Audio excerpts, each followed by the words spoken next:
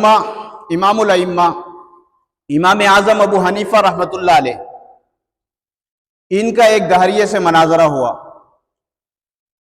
تو جب وقت مقررہ آ پہنچا، امام اعظم ابو حنیفہ رحمۃ اللہ علیہ نے جان بوجھ کر آنے میں تاخیر کر دی۔ اب یہ یہاں پر بڑا خوش ہو رہا ہے کہ دیکھا کہ مسلمانوں کا رہبر راہ فرار اختیار کر گیا، مناظرے سے بھاگ گیا، اور مسلمان بڑے پریشان ہیں کہ ابھی تک امام صاحب نہیں آئے۔ جب تھوڑی دیر گزری تو امام صاحب تشریف لے آئے۔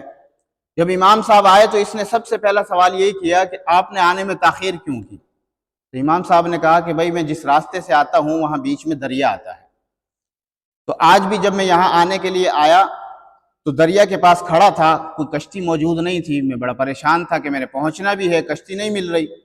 تو میں نے دیکھا کہ درخت سے جو ہے، درخت خود بخود جو ہے وہ کٹا، درخت سے پھٹے بنے، اور وہ تختے اور پھٹے جو ہے خود بخود جڑ گئے، خود بخود ان میں کیلیں ٹھکنے لگی، اور وہ ایک خود بخود کشتی بن گئی۔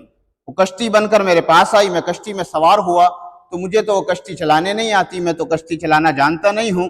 میں اس کشتی میں سوار ہوا تو وہ کشتی خود بخود چلنے لگی، اور خود بخود وہ کشتی چل کر جو ہے ساحل پر آ گئی اور مجھے اتار دیا، تو میں یہاں پہنچا ہوں۔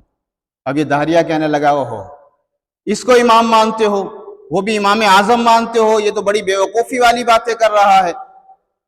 بھلا کبھی ایسا بھی ہوتا ہے کہ درخت خود بخود کٹ جائے، کبھی ایسا بھی ہوتا ہے کہ خود بخود تختے جڑ جائیں، کبھی ایسا بھی ہوتا ہے کہ خود بخود کشتی بن جائے، کبھی ایسا بھی ہوتا ہے کہ خود بخود کشتی چل کر جو ہے وہ کسی مسافر کو دریا پار کرا دے۔